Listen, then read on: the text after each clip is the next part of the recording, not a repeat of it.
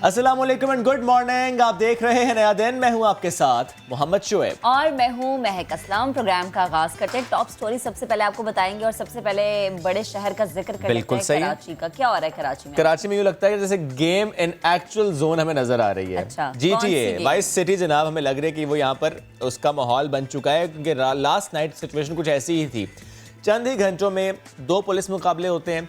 बहादुराबाद में white Corolla gang से firing का तबादला हुआ। 4 जख्मियों समेत 7 मुलजिमान को गिरफ्तार किया गया। इनसे असलहा भी बरामद किया गया है। एक और मुकाबला हुआ है जनाब औरंगी में। डाकू को जख्मी हालत में गिरफ्तार किया गया है। कोरंगी से ताजिर के अगवा में मुलविस गिरोह के 2 कारिंदे पकड़े गए हैं। और ये कोई पहली दफा नहीं हुआ, इससे पहले भी एक ऐसी वाक़या था, उसको हमने PUBG गेम से बिल्कुल रिलेट सही किया बात था कि कराची में जो है वो इतना सीरियस लोगों ने लेना शुरू कर दिया इस गेम को कि वो सड़कों पे ऐसी हरकतें कर रहे हैं। अच्छा, अभी खबर है लाहौर से। लाहौर समेत पंजाब के मैदानी इलाकों में शदीद धुंध का राज है। रास्ते बंद हैं। मोटरवे M2 लाहौर से कोट मोमिन, M3 लाहौर से दरखाना और M4 पिंडी भटिया से शाम कोट तक बंद कर दिया गया है। लाहौर एयरपोर्ट पर फ्लाइट ऑपरेशन भी मुतासर हुआ है।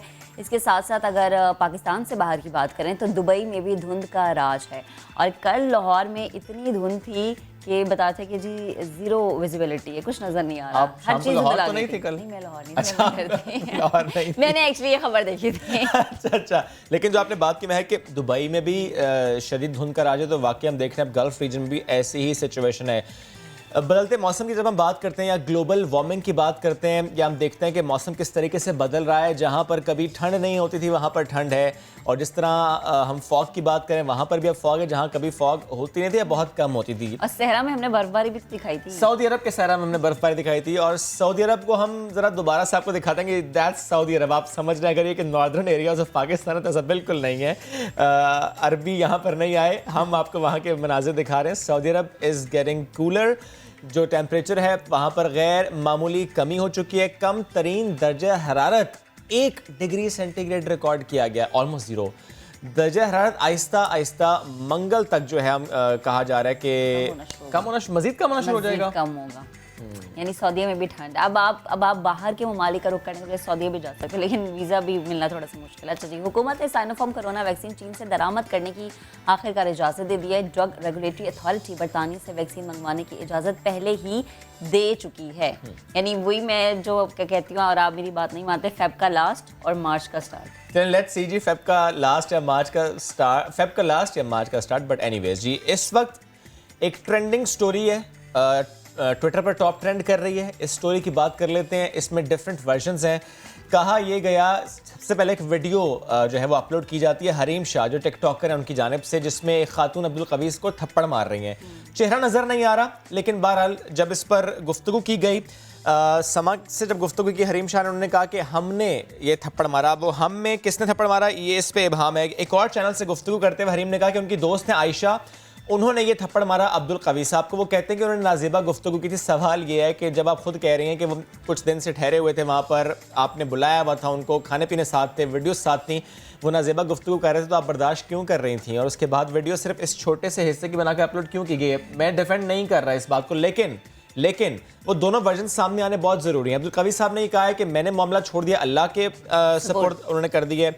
और हरीम शाह कहती हैं कि वो वीडियोज़ जो हैं और उनके पास ऐसे और सबूत भी हैं। ट्रैक रिकॉर्ड बिल्कुल सही नहीं है मुफ्ती कवीस साहब का, और वो उससे पहले एक बार तो कह चुके हैं कि आइंदा मैं किसी नामहरम खातून के साथ वीडियो भी नहीं बनाऊंगा, मैं उनसे मुलाकात नहीं करूंगा। लेकिन ये लेटेस्ट वीडियोज़ उनकी आती हैं इसी दिन, यानी गुज़श्ता रोज़ ही जब ये वीडियो अपलोड हुई, उसके बाद हरीम शाह ने और वीडियोज़ भी अपलोड की और टिकटॉक वीडियोज़ थी मुफ्ती कवीस साहब के साथ ही। तो दैट शोज़ कि वो पहले वीडियोस बन रही थी, दे वर वेरी कंफर्टेबल। हाँ, और दूसरी बात ये कि जो अहम ओहदों पर ऐसे लोगों को जब बिठा दिया जाता है, और जनाब इन्हें हम उल्मा कहते हैं, स्कॉलर्स कहते हैं, तो ये कि ना लोग इनसे रहनुमाई हासिल करने की कोशिश करते हैं। और अगर अब्दुल कवीस साहब की बात की जाए तो उनका कोई ट्रैक रिकॉर्ड इतना अच्छा खासा नहीं पाया गया। कंदील बलोच वाला भी हमें वाक़या याद है। फिर हरीम शाह, इससे पहले एक ऑडियो जो उनकी आवाज़ पे वो फ़ोन पे वो बात करी थी, वो भी सामने आई थी। फिर इसके अलावा हरीम शाह ने एक वीडियो भी बनाई थी जिसमें उन्होंने ये बाकायदा कहा था कि जी मैं आपकी बेटी जैसी हूँ। और अब ये तो एक चीज़ जो है ना वो मुफ्ती अब्दुल कवी के लिए मुश्किलात खड़ी करती जा रही है। ऐसे लोगों को ये सोचना चाहिए कि हम इतने अच्छे ओहदों पर या ऐसे मनसब पर हैं कि हमें लोगों की रहनुमाई करनी चाहिए। एटलीस्ट हम अपने आप को मिसाल बनाएं, तो ऐसी मिसाल ना बनाएं।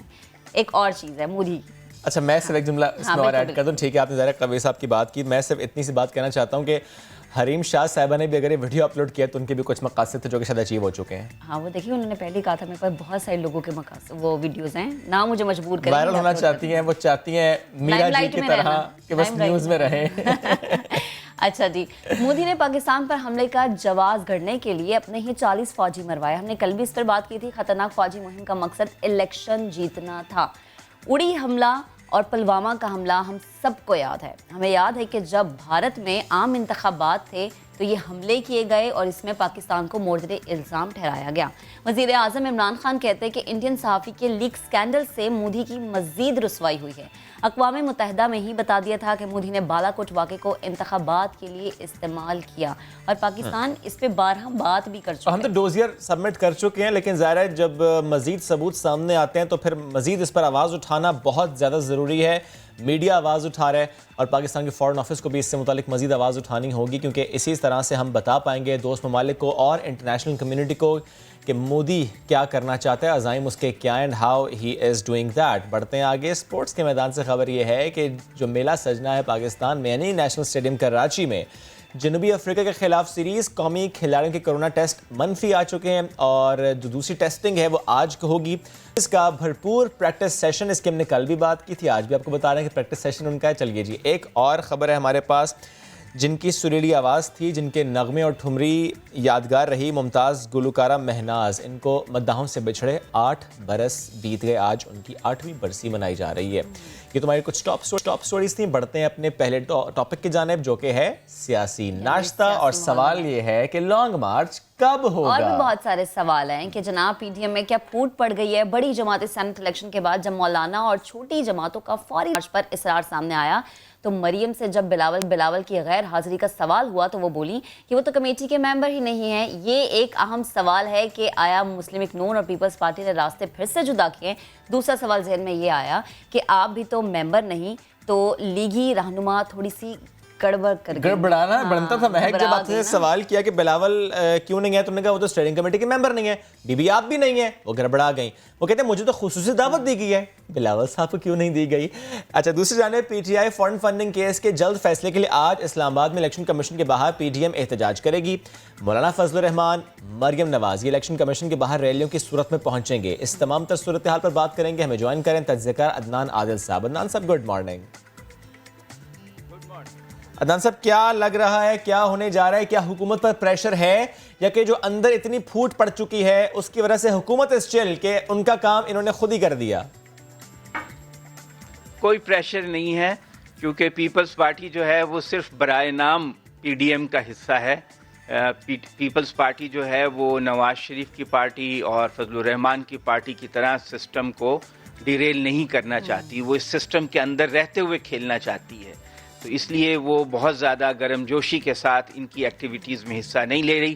جیسے ابھی آپ نے بتایا کہ کل کی میٹنگ میں بلاول بھٹو نہیں آئے تھے, اور اس کے علاوہ وہ جو وہاں پہ ہو رہا ہے ہنگامہ ایک الیکشن کمیشن کے سامنے, اس میں بھی وہ شریک نہیں ہوں گے.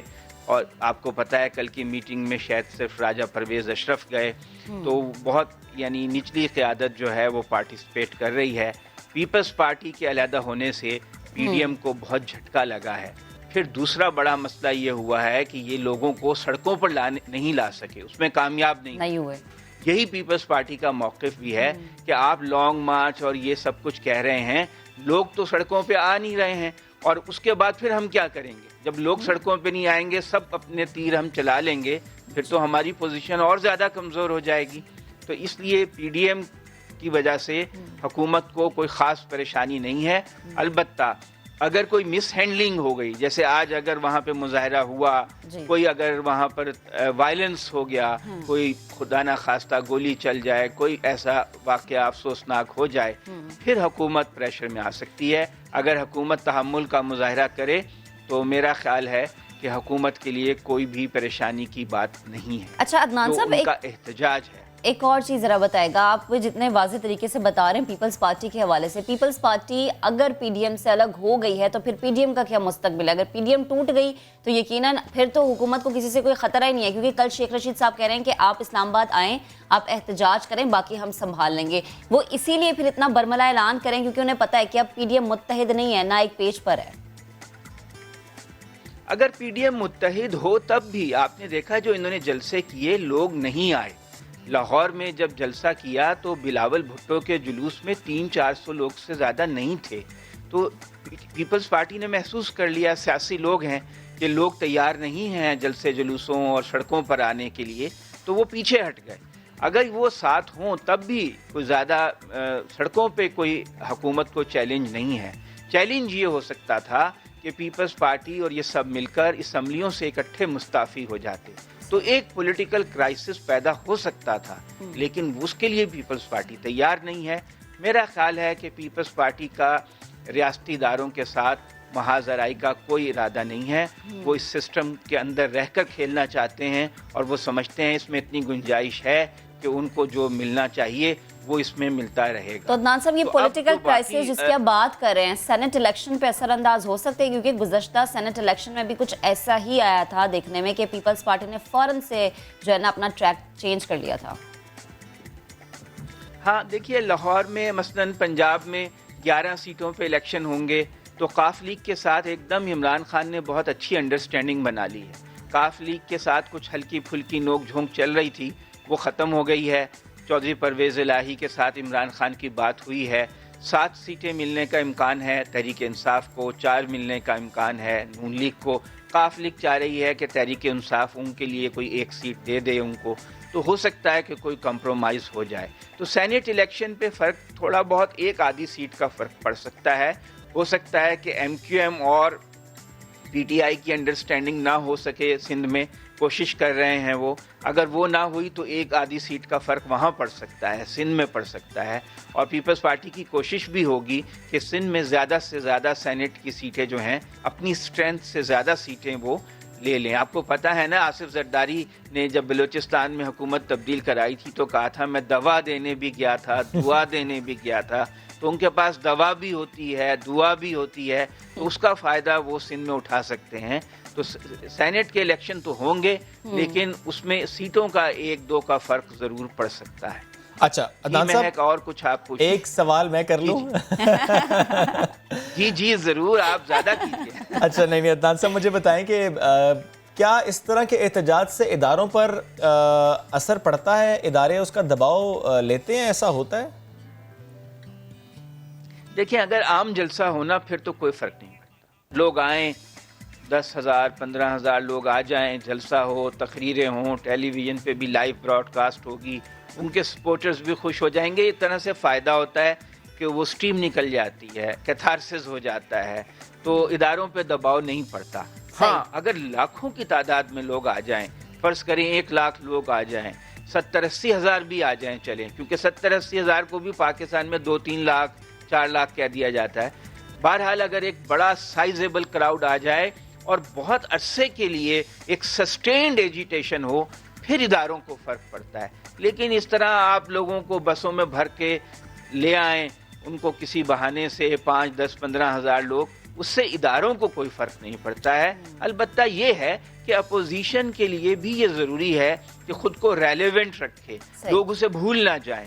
اپوزیشن جو ہے اس کی اہمیت کم نہ ہو، تو وہ اپنے کوئی نہ کوئی ایکٹیویٹی کرتی رہتی ہے۔ اس بات کا احساس انہیں بھی ہے، اس لیے انہوں نے ایک لمبا شیڈول دے دیا ہے، سکھر میں جلسہ کریں گے، فلاں جگہ کریں گے، پنڈی میں کریں گے، 21 جنوری کو بھی کوئی جلسہ کرنے جا رہے ہیں، 5 فروری کو بھی۔ تو یہ اپنے آپ کو ریلیونٹ رکھنے کے لیے اپوزیشن کے لیے یہ گیمکس کرنا ضروری ہوتا ہے، اور یہی پارلیمانی جو جمہوریت ہے ہمارے خطے میں، خاص طور سے سب کانٹیننٹ میں، کہ اپوزیشن جو ہے وہ عوام کو اور اپنے کارکنوں کو متحرک رکھتی ہے۔ کیونکہ دیکھیے، بلدیاتی الیکشن بھی ہونے ہیں، اگر حکومت نہیں کرائے گی تو ہو سکتا ہے کورٹ کا آرڈر آ جائے اس میں بھی اس کو اپوزیشن کو فائدہ ہوگا کہ ان کے کارکن متحرک ہوں گے تو جو لوکل باڈی الیکشنز ہوں گے اس میں یہ زیادہ بہتر پرفارم کر سکیں گے. اس سے زیادہ اس کی کوئی اہمیت نہیں ہے. حکومت ٹھیک ہے عدنان صاحب قطع کلامی کی معذرت. عدنان صاحب قطع کلامی کی معذرت. وزیر داخلہ شیخ رشید صاحب نے ہمیں جوائن کیا, ان سے گفتگو کرتے ہیں. شیخ صاحب, مولانا فضل الرحمان بھی پہنچیں گے الیکشن کمیشن کے باہر, مریم نواز بھی پہنچ رہی ہیں الیکشن کمیشن کے باہر. لگتا تو یہی ہے کہ حکومت کے لیے کوئی دباؤ نہیں ہے, حکومت چل ہے. سر یہ سردی برداشت کر پائیں گے یا آپ لوگ انہیں فیسیلیٹیٹ کریں گے؟ گرم چائے پیش کی جائے گی کہ سردی میں آئیں گے؟ سر مہمان ہیں آپ کے. موسم تو ٹھیک ہے, کئی مہینوں سے لگے ہوئے ہیں یہ کہ انہوں نے آنا ہے آج کے دن. آ جائیں جی, کوئی بات نہیں ہے. یہ کانسٹیٹیوشن ایوینیو ہے, یہ سارا ریڈ زون ہے, اس کے باوجود اجازت دی ہے. اور قانون کو ہاتھ میں نہ لیں تو وہ لگائیں نعرے شعرے جتنے لگانے ہیں انہوں نے. ٹھیک, کوئی ان کو رکاوٹ نہیں ہے. اچھا شیخ صاحب, اس طرح ریاستی اداروں پہ دباؤ ڈالنا, تو کیا الیکشن کمیشن اس طرح سے دباؤ میں آ سکتا ہے؟ یا کوئی بھی ادارہ اگر اپوزیشن کہہ دے کہ ہم فلانے ادارے کے باہر جا کے احتجاج کریں گے, فلانے ادارے کے باہر جا کے ریلیاں نکالیں گے, تو کیا ادارے متحمل ہیں ایسے احتجاج کے, ایسی ریلیوں کے؟ بہت صحیح بات آپ نے کی ہے. یہ تو خود سیاستدانوں کو سمجھ ہونی چاہیے. یہ الیکشن تو سلطان سکندر صاحب نے نہیں کرائے, یہ تو ان کے پچھلے لوگوں نے کروائے ہیں. صحیح. اور ان کے ہی لوگ بھی بیٹھے ہوئے ہیں جو 10 سالوں میں آپ نے لگائے. اور مسئلہ یہ ہے کہ یہ کانسٹیٹیوشنل ادارہ ہے, اور اگر آپ جمہوری اداروں کی بنیاد کے خلاف اس قسم کا ریئیکشن کرنے جا رہے ہیں تو اس کے نتائج سے آپ کو باخبر ہونا چاہیے کہ یہ کیا پیغام آپ دے رہے ہیں. اور یہاں سپریم کورٹ ہے, اور سپریم کورٹ اس وقت لگی ہوئی ہے, صبح 9:30-10 بجے لگنی ہے. اور ججز ہیں, وکلاء ہے, پرائم منسٹر ہاؤس ہے, CBR ہے, سارے بیس ادارے ہیں. یہاں آ کے آپ احتجاج کر رہے ہیں. احتجاج تو ٹی وی نہیں دکھانا ہوتا ہے. تو ان کو یہ بات ابھی سمجھ نہیں آ رہی کہ یہ پچھلے کئی مہینوں سے آج کے احتجاج کی بات کر رہے ہیں. آج آپ دیکھ لیں چند ہزار لوگ ہوں گے جو سارے پاکستان سے اکٹھے کر رہے ہیں, اور سارے ڈسٹرکٹ سے یہ اکٹھے کر رہے ہیں, لیکن ان کو وہ کامیابی نہیں ہوگی جو یہ خواب دیکھے بیٹھے ہیں. صحیح. شیخ صاحب, کیونکہ مریم نواز بھی ہیں, بلاول بھٹو تو نہیں ہے, مولانا فضل الرحمان ہے, کوئی سیکیورٹی تھریٹ بھی ہے ان کو یہاں پر ریڈ زون تک پہنچنے میں؟ ہم نے کل بتا دیا جی کہ راولپنڈی, اسلام آباد ہائی سیکیورٹی الرٹ ہے. صرف الرٹ ہی نہیں, ہائی سیکیورٹی الرٹ ہے. اور یہ بات بے نظیر شہید کو بھی بتائی گئی تھی, لیکن انہوں نے بھی اس کو مذاق لیا تھا. اور ہم پوری کوشش کریں گے, کارکنوں اور قائدین کی سیکیورٹی کا ہم نے بندوبست کیا, لیکن پھر بھی اسلام آباد راولپنڈی دونوں ریڈ ہائی الرٹ ہے جی. اچھا شیخ صاحب, کل جب ہم نے دیکھا کہ مریم نواز سے پوچھا گیا کہ بلاول کیوں نہیں آئے, تو انہوں نے کہا کہ بلاول تو اس کمیٹی کے ممبر ہی نہیں ہے, تو وہ تو مریم نواز بھی نہیں تھی. تو اس سے کیا چیز ظاہر ہوتی ہے, بلاول کا نہ ہونا, مریم کا ہونا؟ کیا پیپلز پارٹی کو دیوار کے ساتھ لگانے کے بعد اب صرف نون لیگ پہ ریلائی کیا جا رہا ہے؟ صرف 2 پارٹیوں کا اتحاد رہ گیا جی, فضل الرحمان اور نون لیگ کا.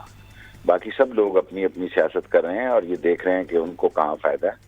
میں نے تو کہا تھا یہ ضمنی الیکشن میں جس اسمبلی پہ لانت بھیجتے ہیں فضل الرحمان, اسی اسمبلی میں ان کا کینڈیڈیٹ نے کاغذ داخل کرائے ہیں. 2 اسمبلیوں میں کاغذ داخل کرائے ہیں. اور یہاں 560 مدرسے ہیں جی اسلام آباد میں. یہ وہ مدرسے ہیں جو بورڈنگ والے ہیں. صحیح. 561. سو ہم نے ان کو کہا بچوں کو نہ لائیں جی, استاد وغیرہ کو ہمیں کوئی اعتراض نہیں ہے. اور دیکھیں اللہ اچھا کرے گا انشاءاللہ. شیخ صاحب ایک بس جملہ اور, اگر یہ معاملہ اس طرح سے ہوتا ہے کہ بچوں کو لے کر آتے ہیں مدرسوں کے, تو پھر حکومت کیا کرے گی؟ حکومت کے پاس 91 مدرسے صرف رجسٹر ہیں اسلام آباد میں, اور 561 مدرسے ہیں. پھر ہم دیکھیں گے کہ جو ان رجسٹرڈ مدرسے ہیں ان کے لیے کیا کرنا ہے. ابھی تک تو ہم نے کوئی فیصلہ نہیں کیا. ٹھیک ہے شیخ صاحب, بہت شکریہ, ساتھ موجود تھے آپ, اس سے متعلق ہم سے گفتگو کر رہے تھے. اور اب ہمیں جوائن کریں مرجع شاہ محمود قریشی صاحب. شاہ صاحب بہت شکریہ. شاہ صاحب, احتجاج جو اس وقت پاکستان کے اندر ہو رہا ہے اس میں ایک معاملہ یہ بھی ہے کہ کراچی میں بینرز لگے ہوئے ہیں کہ اسرائیل نامنظور. شاہ صاحب, جب عمران خان صاحب کہہ چکے, آپ کہہ چکے کہ ایسا کوئی معاملہ ہے نہیں, اسرائیل خود کہہ چکا کہ پاکستان کے ساتھ ایسا کوئی معاملہ ہو نہیں سکتا, ہو نہیں رہا. سر پھر یہ مولانا فضل الرحمان اور PDM احتجاج اگر کریں اور اس میں یہ بینرز لگائے جائیں کہ اسرائیل نامنظور ہے, یا ریلی اس لیے نکالی جا رہی کہ اسرائیل کو منظور نہ کیا جائے, شاہ صاحب یہ پھر ہو کیا رہا ہے, یہ بتانا کیا چاہ رہے ہیں؟ یہ صرف عوام کو گمراہ کر رہے ہیں؟ دیکھیے جو ہو رہا ہے بڑا واضح ہے, سیاست ہو رہی ہے اور اپنی ساکھ पीडीएम की गिरती हुई साख को सहारा दिया जा रहा है। जब वाज़ेह हुकूमत ऐलान कर चुकी है कि माफ कीजिए कि कोई इजराइल को तस्लीम करने का सवाल ही पैदा नहीं होता। इजराइल वजाहत कर चुका है, पाकिस्तान का बड़ा टोक मौक़िफ़ आ चुका है। फ़लस्तीन पर जो हमारा नुक्ता नज़र है, जो हमारी पॉलिसी है, वो वज़ीर आज़म उसका इशारा दे चुके हैं, मैं बयानात दे चुका हूँ, फॉरेन ऑफिस एक वाज़ेह पोजीशन ले चुका है। अब इसराइली का या इन बैनर्स का कोई जवाब बनता नहीं है। जवाब सिर्फ यही बनता है कि सियासत करनी है और पीडीएम की गिरती हुई साख को सहारा देना है।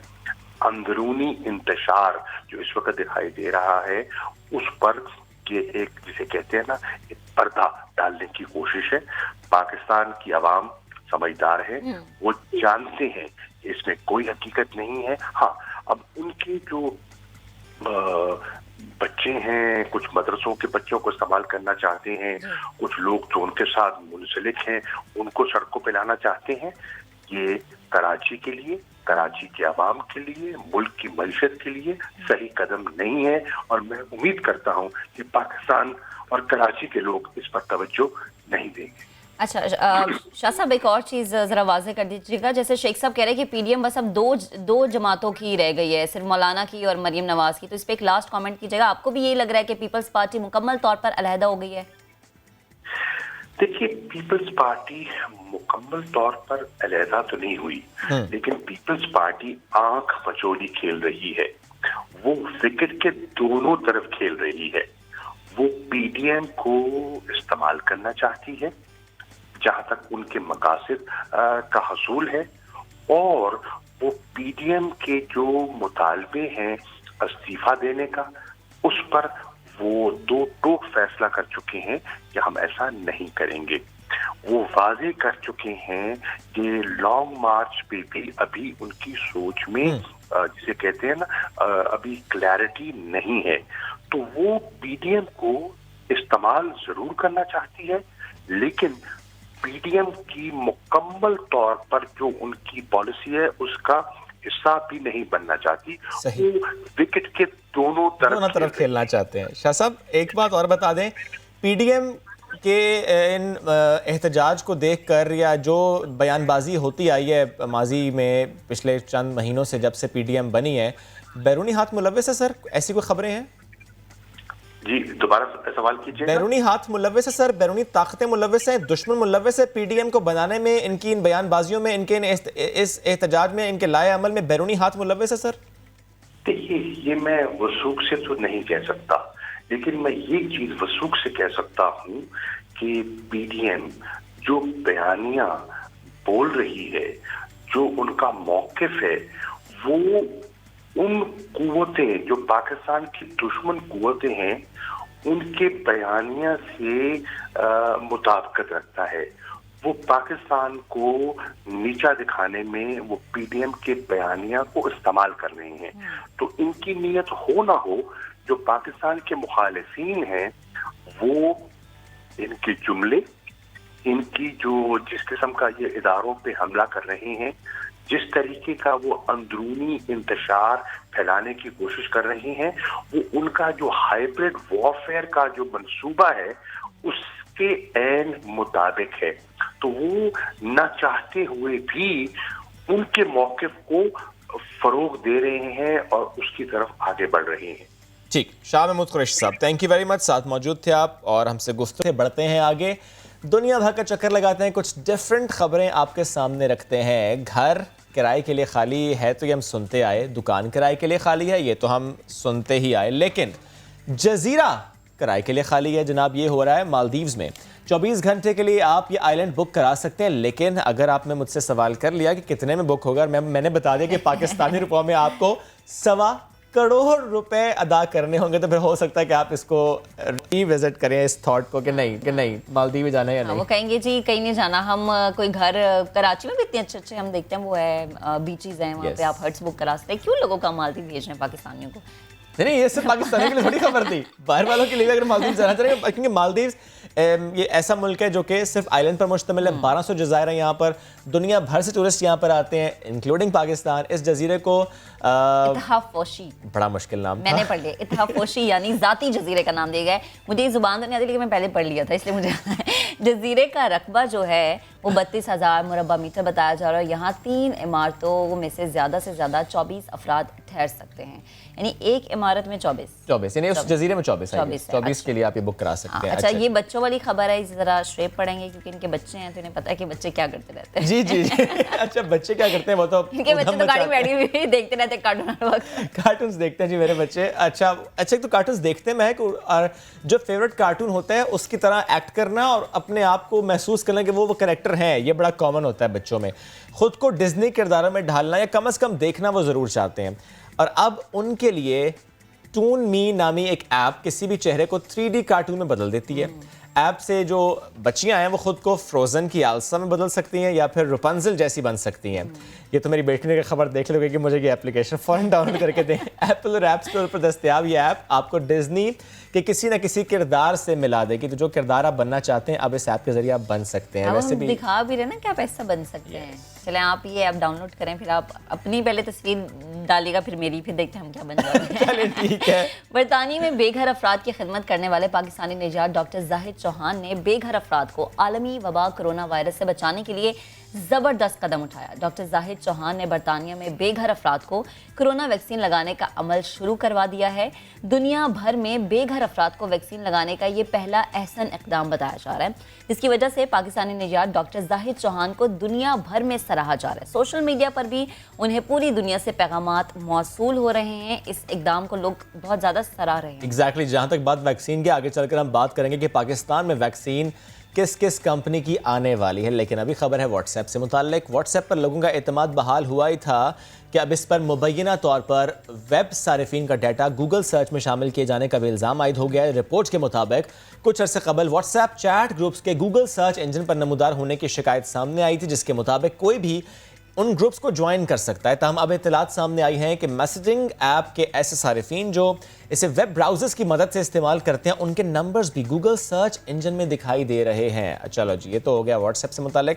اب ایک خبر مردوں کے لیے, مردوں کے گنج پن سے متعلق ہے. بجلی پیدا کرنے کی تیاریاں شروع کر دی ہیں. واہ شعیب, میں کہتی ہوں آپ ٹینڈر کرا لیں. اسپین یونیورسٹی کے اشتراک سے اسپانوی اسٹارٹ اپ کمپنی نے دلچسپ پروجیکٹ پیش کیا ہے جس میں گنجے مردوں کے سر پر سورج کی روشنی شمسی توانائی پیدا کر سکتی ہے. سولر پینل بن گیا. ہمارے آفس میں کتنے گنجے لوگ ہیں, اس کا وہ جو ہے نا لگانا پڑے گا اندازہ کہ کون کون ہے. اس ڈیزائن میں کھوپڑی کو سطح کے طور پر استعمال کیا جاتا ہے جو سورج کی کرنوں کو اکٹھا کرتی ہے اور پھر اسے بجلی میں تبدیل کرتی ہے تاکہ اس شخص کے پاس چھوٹی بیٹری میں توانائی ذخیرہ ہو جائے. بیٹری لگاؤ, بڑھتے جاؤ, اور یہ ایک کاروبار ہو سکتا ہے. خود بجلی پیدا کی, تھوڑی بیچ بھی دی. اچھا, افریقی ریگستان میں ایک ایسی چھپکلی ہے جو چاند کی روشنی کو ایبزارب کرتی ہے اور پھر شوخ سا سبز رنگ جو ہے وہ ایکسکریٹ کرتی ہے, خارج کرتی ہے.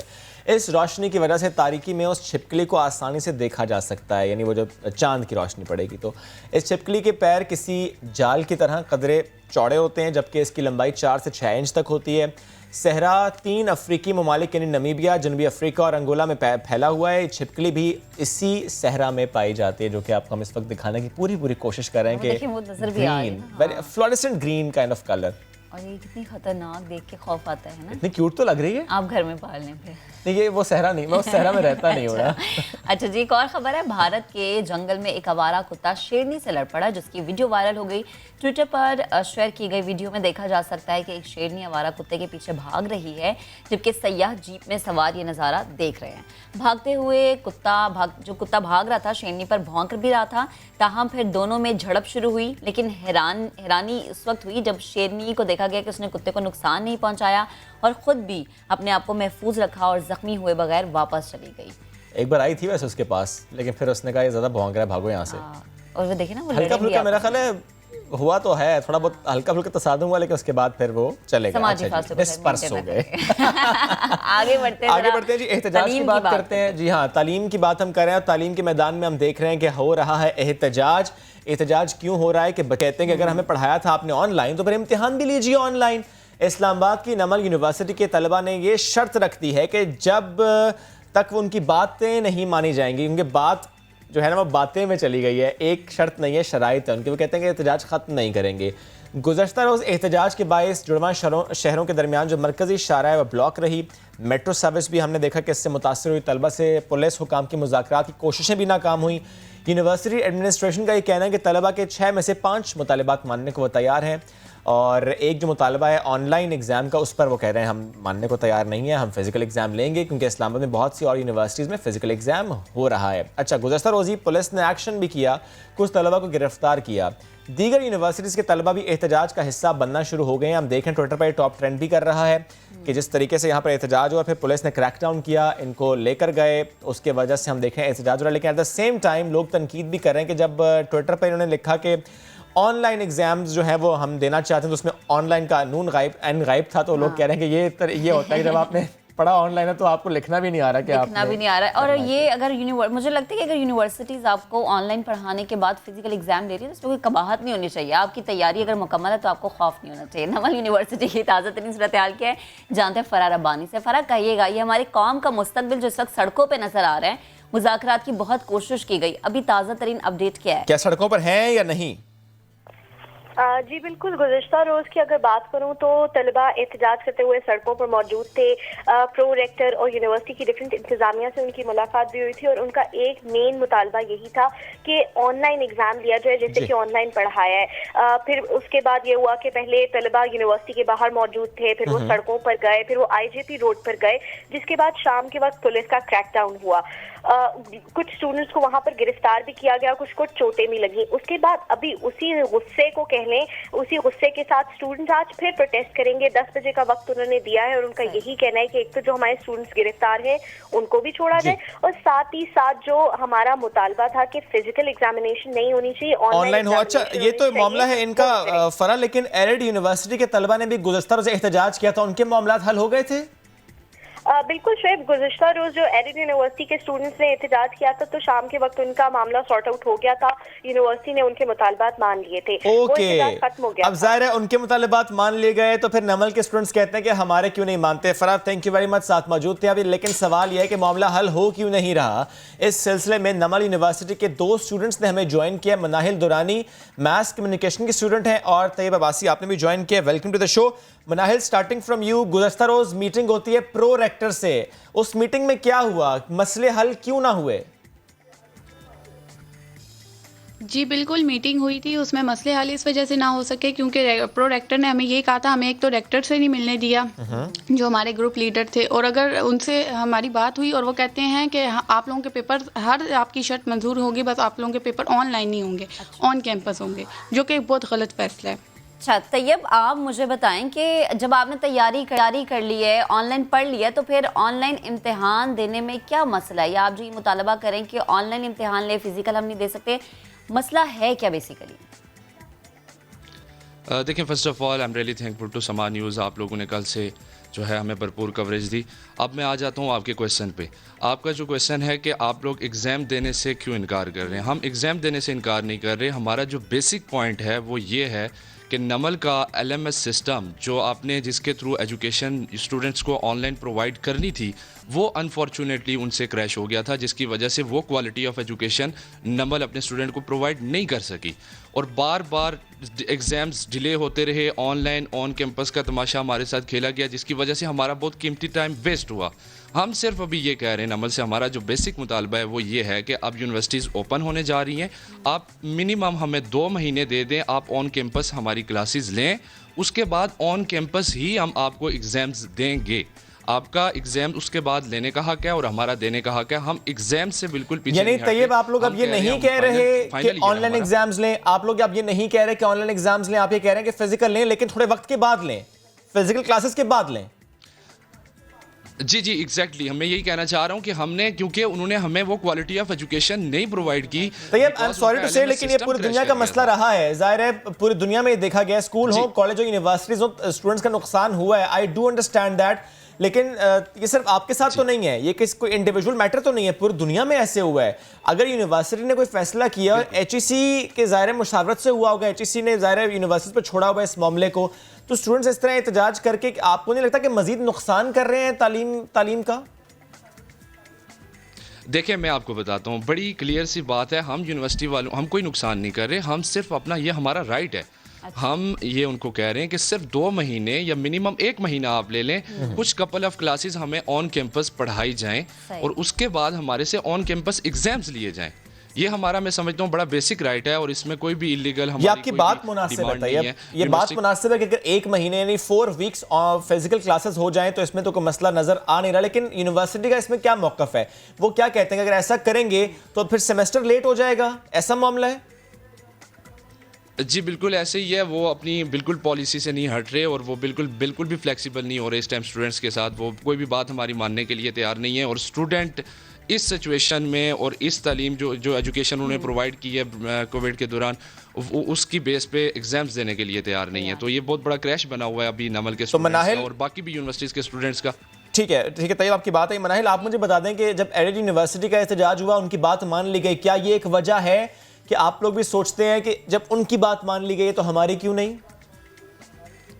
جی بالکل, پہلے ہم نے جب احتجاج کیا تو ہمیں نہیں پتا تھا کہ ان کی بات مان لی جائے گی. جب ان کو انصاف مل سکتا ہے تو ہمیں کیوں نہیں مل سکتا, بلکہ ہمارے کل اسٹوڈنٹس کو مارا گیا پولیس کی طرف سے, یہ کون سا انصاف ہے؟ اور کوئی گرفتاری بھی عمل میں لائی گئی ہے, کسی کو گرفتار بھی کیا گیا ہے؟ جی گرفتاری بھی لائی گئی ہے, جبکہ اس کے بعد میں ان کو ریلیز کر دیا تھا, وہ بھی بہت شور کرنے کے بعد, اور ان کو اتنا پریشر دیا ہمارے سینئرز کو کہ وہ سگنیچر کریں, اتنا پریشر دیا, اور باقاعدہ آپ لوگوں نے دیکھے ہوں گے مارنے کے نشان ہیں. اچھا, یہ لیکن پولیس کا تو موقف یہ ہے مناہل کہ ہم تو مذاکرات کے لیے گئے تھے لیکن طلبہ نے ہمارے ساتھ مذاکرات نہیں کیے, راضی نہیں ہوئے اس چیز پہ. نہیں, مذاکرات کے لیے بالکل نہیں گئے تھے, پولیس صرف مارنے کے لیے آئی تھی. اگر مذاکرات کے لیے ہوتے تو اسامہ ستینہ آج ادھر ہی ہوتا ہمارے ساتھ. اچھا, تو مجھے بتا دیں مناہل واٹس نیکسٹ. اس طرح ہوا ہے کہ ہم نے پہلے پیسفل پروٹیسٹ نمل کے گیٹ پہ کیا ہے, ہم نے ریکٹر نمل کو یہ بولا ہے کہ آپ ہمارے مطالبات آ کے سنیں, ہمارے ایٹ لیسٹ ہمارے ساتھ ٹیبل ٹاک کریں, انشاءاللہ ہمارا کوئی بھی اللیگل ڈیمانڈ ہے نہیں ہماری.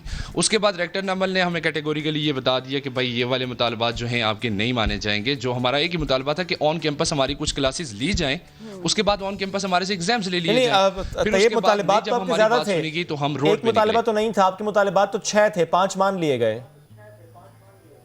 وہ اس طرح ہے کہ وہ جو مطالبات مانیں گے وہ ہمارا مین مطالبہ ان میں سے کوئی بھی نہیں ہے. ہمارا جو مین مطالبہ تھا وہ یہ ہے کہ ہمیں education, quality of education provide کی جائے. آپ کا یہ پوائنٹ ویلڈ ہے طیب, لیکن اب کیا ہوگا اگر یونیورسٹی نہیں مانتی تو what's next? Sir of course university کو ماننا پڑے گا اور ان کو تھوڑا سا ٹائم ہمیں دینا پڑے گا اور اپنی کوالٹی آف ایجوکیشن کو بیٹر کرنا پڑے گا, دین ایگزامز لینے پڑیں گے. ابھی بات چیت جاری ہے یونیورسٹی ایڈمنسٹریشن کے ساتھ, ہماری 4 سال کی محنت ہے اور اگر اس بار رزلٹ ہمارا خراب ہو گیا تو ہماری وہ ساری محنت ضائع. یہ بات درست ہے آپ کی, کیا یونیورسٹی کے ساتھ اس وقت بھی آپ کی بات چیت جاری ہے یا کہ اس میں ڈیڈ لاک ہے؟ جی کل ہمارے کچھ مذاکرات ہوئے تھے, لیکن ہمارا جو میں بتا رہا ہوں کہ مین پوائنٹ ہے وہ یہ ہے کہ مین پوائنٹ سے متعلق پوچھ رہا ہوں, کیا اس وقت بات ہو رہی ہے یونیورسٹی سے طیب کیا نہیں ہو رہی؟ جی یونیورسٹی سے ہمارے مذاکرات جاری ہیں, بٹ ٹھیک ہے چلیں لیٹس ہوپ کہ یہ مذاکرات جو آپ کے جاری ہیں اس میں کوئی مثبت پیش رفت ہو, کیونکہ اسٹوڈنٹس احتجاج کر رہے ہوں, یہ اچھا ہی نہیں لگتا کیونکہ اسٹوڈنٹس کا حرج ہو جاتا ہے. پہلے ہی بہت زیادہ حرج ہوا ہے تعلیمی میدان میں اسٹوڈنٹس کا, ایسے میں اگر اسٹوڈنٹس اب وقت لگا دیں گے احتجاج میں تو یہ اور نقصان ہوگا. تو اس کو واقعی بہت احسن طریقے کرنے کی ضرورت ہے. Thank you very much Manahil and Tayyab, ساتھ موجود تھے آپ, اور ہم امید رکھتے ہیں کہ مسئلہ جلد حل ہوگا. ایک کوئکلی بریک لیں گے, واپس آئیں گے, stay with us.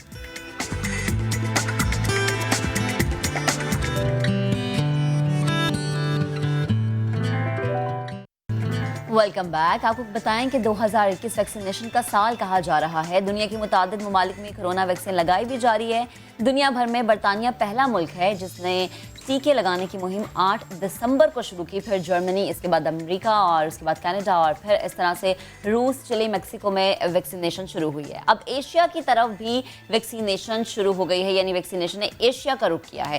Kuwait, Saudi Arab, Oman اور بحرین میں بھی ویکسینیشن جاری ہے. بھارت نے دنیا کی سب سے بڑی کووڈ ویکسین مہم شروع کر دی ہے جس میں جولائی تک 100 ملین افراد کو یہ ویکسینیشن لگائی جائے گی. اب حکومت نے سائنوفارم کرونا ویکسین چین سے درآمد کرنے کی اجازت بھی دے دی ہے. ڈرگ ریگولیٹری اتھارٹی برطانیہ سے ویکسین منگوانے کی اجازت پہلے ہی دے چکی ہے. ارحم خان نے ہمیں جوائن کیا ہے اسلام آباد اسٹوڈیو سے, اور اس کے ساتھ ساتھ ڈاکٹر عطاء الرحمان صاحب بھی ہمیں جوائن کریں گے. ان سے بھی بات کریں گے. ارحم, پہلے میں آپ کی طرف آنا چاہوں گا, تھوڑا سا اپڈیٹ دے دیجیے گا. 2 ویکسین سے متعلق خبر آئی, ایک پہلے آئی جو برطانیہ کی ویکسین ہے, اور اس کے بعد اب سائنو فارم. پہلے مجھے برطانیہ کی ویکسین سے متعلق بتا دیں, یہ حکومت نہیں منگوا رہی, یہ نجی کمپنیز منگوا رہی ہیں, رائٹ؟ ایسا ہی ہے شعیب, جو پہلی جس ویکسین کو پاکستان میں درآمد اور استعمال کی اجازت دی گئی وہ نجی فارما کمپنی ہے, کراچی کی فارما کمپنی ہے, جس نے اجازت مانگی تھی اور انہیں سب سے پہلے ڈریپ کے بورڈ اجلاس میں اجازت دی, جو ایک خوشائند بات ہے پاکستانیوں کے لیے, اچھی خوشخبری بھی تھی. لیکن نجی سیکٹر ہمیں بہت متحرک نظر آیا. آلدو ہم نے بہت پہلے یہ دیکھا تھا کہ جو گورنمنٹ ہے وہ اسٹریٹجیز بھی بنا رہی ہے, مربوط حکمت عملی بھی طے کی جا رہی ہیں, اور یہ بھی کہا گیا تھا کہ تقریباً 12 لاکھ جو ڈوزز ہیں وہ چین کی ایک ویکسین جو ہے وہ منگوائی جائے گی. اس پر آتے ہیں ارحم, اس پر آتے ہیں جو چائنیز ویکسین کی آپ بات کریں, لیکن میں پھر آتا ہوں اس پر جو نجی کمپنی منگوا رہی ہے ویکسین. واٹ ڈز دیٹ مین؟ وہ ویکسین پاکستان آ جاتی ہے تو کوئی شہری بھی جا کے پے کر کے لگوا سکے گا, ایسا معاملہ ہوگا؟ بالکل ایسا ہی ہے. جب وہ جو برطانیہ کی ویکسین پاکستان آ جائے گی تو جس طرح سے میں آپ ہیں ہم لوگ سب جا کے وہ ویکسین لگوا سکتے ہیں. کب آ جائے گی؟ ایسی کوئی ڈیٹ اناؤنس کی گئی ہے ارحم؟ وہ ویکسین کب آئے گی پاکستان میں استعمال ہو سکتی ہے؟ ڈیٹ اناؤنس ہے ارحم, ڈیٹ اناؤنس ہے کہ کب وہ ویکسین پہنچے گی پاکستان؟ ابھی ڈیٹ بھی اناؤنس نہیں ہے, لیکن یہ کہا جا رہا ہے, جو ہمارے سورس ہیں ڈریپ میں وہ یہ کہتے ہیں کہ 1 سے 2 ہفتے کے اندر یہ ویکسین پاکستان میں اویلیبل ہو جائے گی. اور کل بھی میری بات ہوئی تھی ڈریپ میں, تو انہوں نے یہ کہا کہ ابھی تک قیمت کا تعین بھی نہیں کیا گیا, اور جو قیمت کا تعین ہے وہ نجی فارما کمپنی نہیں کرے گی, بلکہ جو قیمت ہے وہ بھی حکومت ہی مقرر کرے گی. صحیح ہے, ٹھیک ہے. تو ارحم یہ بتائیں, جیسے آپ نے کہا کہ عام شہریوں تک اس کی رسائی بالکل آسانی ہوگی, تو یہ کس طرح سے ہوگا؟ کوئی میکنزم بنایا گیا ہے پرائیویٹ سیکٹرز کی جانب سے؟ کیونکہ پہلے یہ کہا جاتا ہے کہ پرائیویٹ سیکٹر اگر استعداد رکھتے ہیں تو وہ منگوا سکتے ہیں. کچھ پلاننگ سامنے آئی ہے؟ اس حوالے سے بہت سارے جو حکومت کے پروگرامز ہیں وہ چل رہے ہیں. جس طرح اسلام آباد میں تقریباً 2 سے 3 ہفتہ پہلے ترلئی میں ہمارا ایک پروگرام ہوا تھا, جس میں بتایا گیا اور لوگوں کو تربیت بھی دی جا رہی ہے کہ کس طرح سے جو کرونا کی ویکسین ہے وہ لگائی جائے گی. اب حکومت جو ہے اس نے تو اپنی ایک اسٹریٹجی بنائی ہوئی ہے, لیکن جو نجی ادارے کی اگر ہم بات کریں یا جو نجی فارما کمپنیز ہیں وہ کس طرح سے ویکسین بنائیں گی, تو اس حوالے سے زیادہ چیزیں ہمارے سامنے نہیں آئیں. پرائیویٹ سیکٹر ہے تو وہ پرائیویٹ سیکٹر کے ثواب دی دے گا کس طریقے سے کرتے ہیں, یہ ہم سب لوگ بھی لگوا سکتے ہیں. بالکل ٹھیک ہے. اور ہم اب آ جاتے ہیں جو حکومت نے کرنا ہے, جو سائنو فارم کمپنی سے ہماری ویکسین پروکیور ہونی ہے, اس سے متعلق کیا اپڈیٹس ہیں, اور کیا ہر شہری کو رجسٹریشن کرانی ہوگی اور اس کے بعد اسے بتایا جائے گا کہ آپ کو کس ڈیٹ کو ویکسین لگنی ہے؟ اچھا, اس میں شعیب یہ ہے کہ جس طرح سے ہم لوگ ینگ ہیں تو ہمیں تو یہ حکومت والی ویکسین پہلے مرحلے میں نہیں لگے گی. حکومت نے یہ واضح کیا ہوا ہے کہ پہلے مرحلے میں ہیلتھ کیئر ورکرز کو لگے گی. اب ہیلتھ کیئر ورکرز میں ڈاکٹرز بھی آتے ہیں, نرسز بھی آتے ہیں, جو لیبارٹریز میں کام کرنے والے لوگ ہیں وہ بھی آتے ہیں, ایمبولینسز والے آتے ہیں, جو ہاسپٹل کے گارڈز ہوتے ہیں وہ بھی آتے ہیں. کلامی کی معذرت, یہ بات اپنی مکمل ضرور کیجیے گا ارحم, لیکن اس وقت ڈاکٹر عطاء الرحمان صاحب چیئرمین ٹاسک فورس ہیں, انہوں نے ہمیں جوائن کیا. کرونا ٹاسک فورس کے چیئرمین ڈاکٹر عطاء الرحمان صاحب, آپ کو ہم ویلکم کریں گے شو میں. سر تھوڑا سا بتا دیجئے گا کہ دبئی میں سائنو فارم کی ویکسین کب سے لگ رہی ہے سر؟ پاکستان چائنا کا دیرینہ دوست ہے سر, لیکن پاکستان میں ابھی تک ویکسین نہیں آئی. جی بات یہ ہے کہ اس وقت دنیا میں سپلائی جو ہے وہ بہت لمیٹڈ ہے, اور جو مینوفیکچرنگ کیپیبلٹیز بہت کم ہے, اور دنیا بھر میں ڈیمانڈ ہے. پہلے سے بہت سارے ممالک نے, جیسے کینیڈا نے 400% زیادہ بکنگ کرا لی ہے, برطانیہ نے 300% زیادہ بکنگ کرا لی ہے, اور ابھی مینوفیکچرنگ شروع ہوئی ہے. تو یہ جو دبئی میں جو ڈوزز لگتی رہی ہے, پہلے کلینکل ٹرائلز کی لگتی رہی ہے, اور پھر اب جو ایمرجنسی یوز کی لگ رہی ہے سر. اب تو بات صحیح ہے, لیکن بہت کم ممالک میں سٹارٹ ہوا ہے ابھی تک جنرل ویکسینیشن پروگرام. سر کیا پاکستان نے اس میں تاخیر کی ہے سر, ڈوزز بک کرانے میں, کانٹیکٹ کرنے میں کمپنیز سے, کیا پاکستان نے تاخیر کی ہے سر؟ جی نہیں, تاخیر بالکل نہیں کی, بلکہ کمپنیز جو ہیں آرڈر بک نہیں کر رہی ہیں. مسئلہ یہ ہے, یہ ہمارے سر اگر کچھ ممالک میں ویکسینز لگنا شروع ہو گئی ہیں, اور وہ ممالک جنہوں نے ویکسین پر کوئی کام نہیں کیا دوسرے ممالک سے منگوائی ہیں اور لگوائی ہیں سر, تو پاکستان نے پھر تاخیر کیسے نہیں کی سر؟ بات یہ ہے کہ یہ آپ کے ہاتھ میں نہیں ہے, یہ مینوفیکچرر کے ہاتھ میں ہے کہ کتنی ان کے پاس کیپیسٹی ہے اور کس کو وہ دیتے ہیں, آپ کے ہاتھ میں نہیں ہے. سر لیکن کیا پاکستان یہ ایکسپیکٹ نہیں کر رہا تھا کہ چائنا سب سے پہلے پاکستان کو ترجیح دے گا ویکسین دینے سے متعلق؟ جی نہیں، ایسی کوئی بات نہیں ہے کہ سب سے پہلے ترجیح نہیں، بلکہ ان ممالک میں شامل ہے پاکستان جس کو ترجیحی بنیاد پہ دی جائیں گی. پہلا ملک نہیں ہوگا، یہ کہیں طے نہیں ہوا. اور اسی وجہ سے ابھی آپ کو، جیسے کہ میں نے پہلے بھی کہا تھا آپ کے پروگرام میں، آپ کو کئی مہینے انتظار کرنا پڑے گا اس سے پہلے کہ کوانٹٹی میں یہ ملنا شروع ہو. ڈاکٹر صاحب ایک یہ چیز بتا دیں کہ وہ کتنے مہینے ہوں گے جتنے مہینے انتظار کرنا پڑے گا، اور کیوں حکومت کوئی حتمی تاریخ نہیں دے پا رہی ہے؟ کم از کم 6 سے 12 مہینے آپ کو چاہیے ہوں گے اس سے پہلے کہ بڑی تعداد میں ویکسین دنیا کی ملک میں اویلیبل ہو جائیں. اس سے پہلے آپ کو یہ آسانی سے نہیں ملیں گی. سر کیا فیبرری میں، کیا نیکسٹ منتھ فیبرری میں پاکستان ویکسینیشن کا آغاز ہو رہا ہے یا نہیں ہو رہا سر؟ جی ابھی میرے علم میں کوئی نہیں ہے اس طرح کا، کیونکہ کوئی ویکسین کے آرڈر بک نہیں کیے گئے، کیونکہ سپلائر جو ہے دینے کے لیے تیاری نہیں ہے، ان کے پاس ویکسین ہے ہی نہیں دینے کے لیے. سر تو جو نجی کمپنیز کراچی کی جنہوں نے خود سے ڈیل کیا ہے کمپنیز کے ساتھ، اور پاکستان جو کہہ رہا ہے کہ سائنو فارم سے ہم لیں گے، تو what does that mean کہ اس میں بہت تاخیر ہے ابھی؟ اس کا مطلب یہ ہے کہ آپ اپنی پوری کوشش کر رہے ہیں، کمپنیز کو اپروچ کر رہے ہیں دنیا کی کہ ویکسین دیں، لیکن ویکسین کے سپلائر جو ہیں وہ ان کے پاس ویکسین دینے کے لیے ہے ہی نہیں موجود، تو آپ کو دیں گے کیا؟ ایک بات اور سر، کیا پاکستان خود سے ویکسین پر کام کر رہے ہیں سر؟ جی نہیں، ہمارے ہاں تو ابھی 10 سال تک ہم اس کیپیبل نہیں ہوں گے. ٹھیک ہے سر، ویکسین کو ڈیولپ ہم خود ڈیولپ نہیں کر سکتے، فارماسیوٹیکل انڈسٹری میں بیسک مینوفیکچرنگ ہے ہی نہیں. ٹھیک ہے سر، یہ ہم خود نہیں کر رہے، پروکیور ہی کرنا ہوگا. بہت شکریہ موجود ہے، آپ ایک بریک لیں گے، واپس آئیں گے، ساتھ رہیے. بڑھتے ہیں اور لے کر چلتے ہیں آپ کو لیاری. لیاری ایک ایسا علاقہ جس نے ہمیں کئی ہیرے دیے. لیاری ایک ایسا علاقہ جہاں ہر گھر میں ٹیلنٹ ہے. لیاری جہاں پر جب ہم جاتے ہیں تو ہمیں باکسرز بھی نظر آتے ہیں، ہمیں فٹ بال کے پلیئرز نظر آتے ہیں، سائیکلسٹ نظر آتے ہیں، سنگرز نظر آتے ہیں. لیاری ٹیلنٹ سے بھرپور علاقہ، کراچی کا دل ہے لیاری، کراچی کی شان ہے لیاری. لیاری میں ایک سائیکلنگ کی چیمپئن ہے، نیشنل چیمپئن ہے، اور ذرا دیکھیے کہ اتنے مسائل انہوں نے فیس کیے. She was not having her own cycle. انہیں سائیکل دی گئی اور انہوں نے سائیکل پر ریس لگائی اور وہ جیتیں. 16 years old سمیرہ ریس جیت کر ملک کا نام تو روشن کرتی ہیں، لیکن ہم یہ بھی دیکھتے ہیں گھر بھی وہ چلاتی ہیں، وہ گھر کی بیسیکلی کفیل ہیں، امور خانہ داری کی ذمہ داری بھی نبھاتی ہیں، اور یہ بتاتی ہیں کہ ایک عورت ہونے کے ساتھ ساتھ جو ان کی ذمہ داری ہیں وہ ان سے غفلت نہیں برت رہی ہیں. لیاری کی ہی بات کریں تو وہاں پر ایک باکسر بھی رہتے ہیں جن کا نام ہے Nadir Baloch. WBC middle east title انہوں نے اپنے نام کیا. انہوں نے افغان کھلاڑی حسن کو شکست دے کر یہ ٹائٹل اپنے سینے پر سجایا. یہ دونوں قابل ایتھلیٹ صرف اپنے جنون کے بلبوتے پر، اپنی ہمت کے بلبوتے پر یہاں تک پہنچے ہیں. یعنی یہاں تک پہنچنے کا مطلب آج ہمارے پروگرام میں بھی آ گئے. ظاہر ہے انہوں نے ٹائٹلز لیے ہیں، انہوں نے نام روشن کیا پاکستان کا، ان کا ٹیلنٹ جو ہے وہ نظر آ رہا ہے ہمیں. تو boxer Nadir Baloch is with us. Good morning. اور ہمارے ساتھ ہیں سمیرہ اور ان کے کوچ آصف. آپ دونوں کو بھی کہتے ہیں good morning and welcome to the show. Sameera start آپ سے کرتے ہیں. جب ہمیں یہ معلوم ہوا کہ آپ نیشنل چیمپئن ہیں اور ساتھ ہی یہ معلوم ہوا کہ آپ کے پاس اپنی سائیکل نہیں تھی، وہ تو پھر آپ کو سائیکل دی گئی، تو یہ ذرا کہانی سنائیں. سائیکل کا نہ ہونا، پھر بھی سائیکل کا شوق ہونا، سائیکل چلاتے جانا اور تیز تیز چلتے جانا اور پھر جیت جانا. بس یہی میں شکریہ ادا کرنا چاہتی ہوں اپنے کوچ کا جس نے مجھے اتنا سپورٹ کیا. میرے پاس سائیکل نہیں تھی پہلے، میرے کوچ نے مجھے سپورٹ کیا، اس لیے میں اس وقت یہاں پہنچی. آصف صاحب، جب آپ کو یہ معلوم ہوا کہ سمیرہ کے پاس سائیکل نہیں ہے بٹ وہ کرنا چاہتی ہیں یہ، تو آپ کو یقین تھا کہ اگر سپورٹ کی جائے گی تو یہ جیت جائیں گی؟ تو مجھے تو اتنے بچیاں میرے پاس پریکٹس کرتے ہیں. پہلے تو لڑکوں کو میں پریکٹس دیتا تھا، ابھی تو میرے پاس بچی ہیں سارے ماشاءاللہ، سب ان کی عمر کی ہیں سب. اچھا، تو اچھے سے اچھے میں کہتا ہوں پوزیشن لے کے آئے تو اپنے ملک کے لیے روشن کرے اپنے ملک کو، تو ملک کو ٹائٹل لا کے دے ہوئے. تو میری تو کوشش یہی ہے کہ میں ان بچوں کو اوپر سر ابھی ہاتھ تو رکھا ہوں سر پہ، تو مزید میرے ساتھ رہے تو دوسرے بھی ہیں جو ہمارے ساتھ تعاون کریں، ہمارے ساتھ ہیلپ کریں.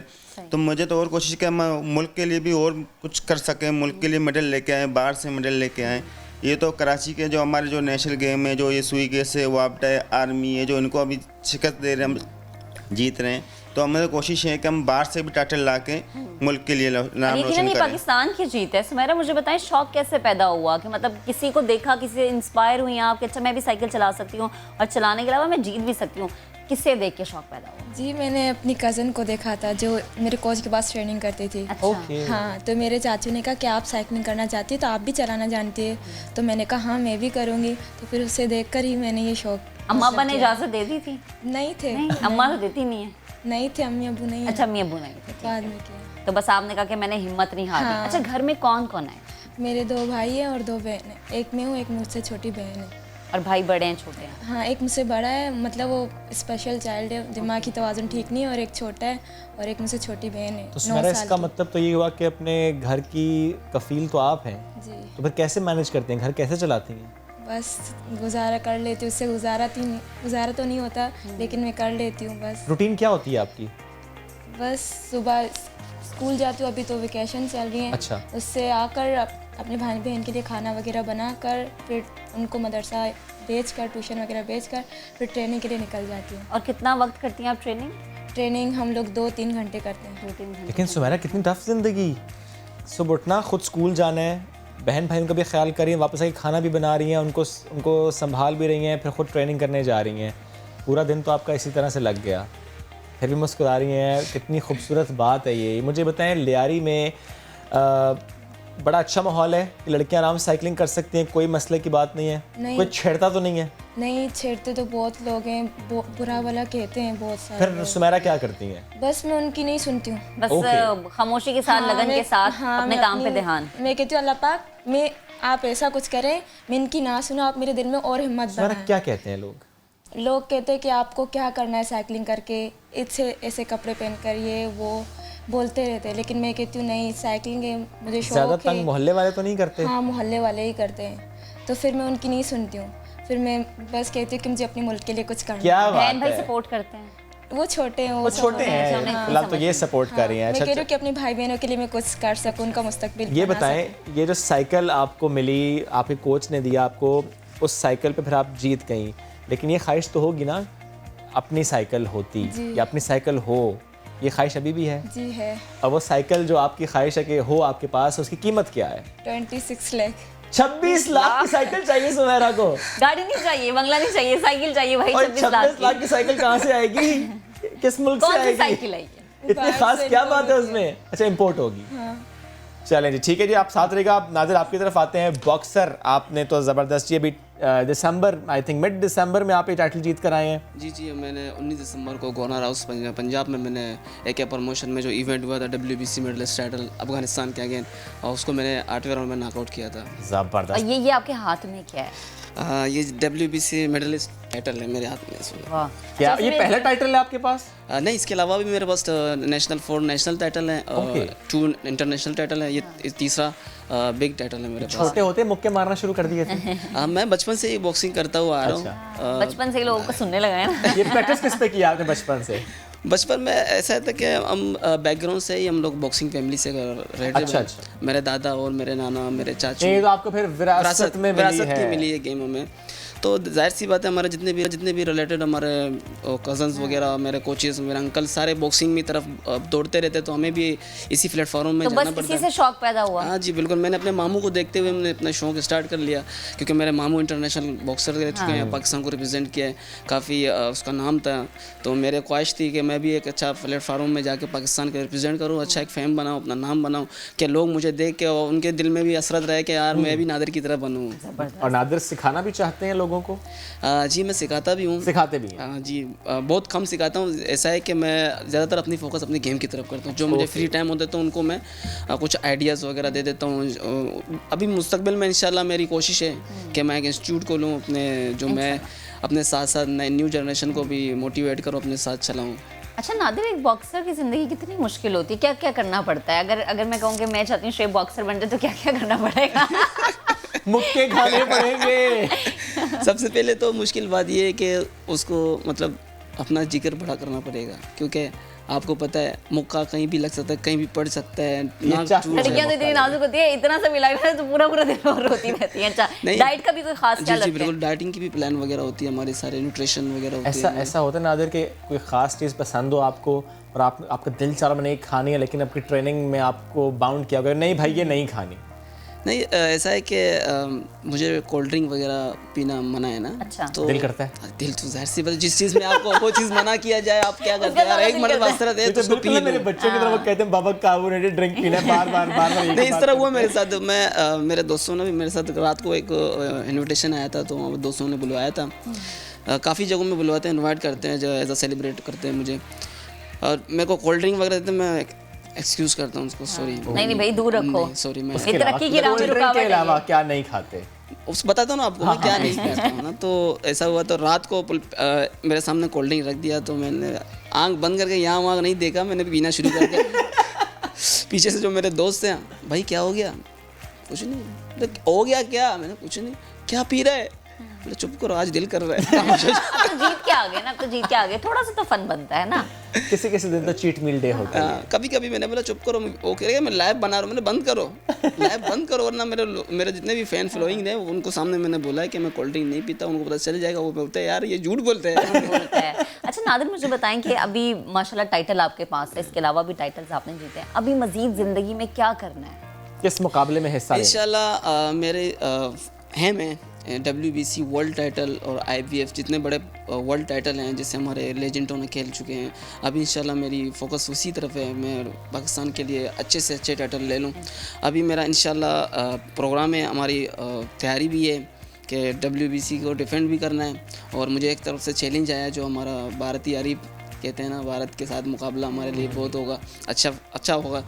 ابھی انشاءاللہ مارچ کے اینڈ میں بھارت کے ساتھ میرا مقابلہ ہوگا. اس کی تیاری جاری ہے, کوششیں جاری ہیں, محنت جاری ہے. ابھی دیکھتے ہیں ان کے ساتھ کیا کمٹمنٹ ہوتی ہے. انشاءاللہ میں پر امید ہوں, جوش کے ساتھ ہوں. انشاءاللہ جیت کے آئیں گے, پر امید ہے. بالکل انشاءاللہ. تو نادر مجھے یہ بتائیں کہ لیاری والے ایسا کیا کھاتے ہیں, اتنا ٹیلنٹ کیوں ہے لیاری میں؟ جنون ہے لیاری میں, جذبہ ہے, جنون ہے. ان کے پاس کچھ فیسلٹیز نہیں ہیں مگر اندر جنون ہوتا ہے. آپ کے اندر جنون ہو, آپ بہت چیز اچیو کر سکو گے. لیکن دیکھیں محدود وسائل میں بھی اتنا ٹیلنٹ ہونا, اتنا ان کے اندر جذبہ, اتنی ہمت, یہ قابل دید ہے, یہ قابل تعریف ہے. میں کوریا میں ٹریننگ کے لیے گیا تھا, تو انہوں نے جب میری گیم دیکھی تو انہوں نے میرا نیوٹریشن پوچھا آپ کیا کھاتے ہو. میں نے اس کو پہلے بتایا کہ بھائی جو مل جاتا ہے کھا لیتا ہوں.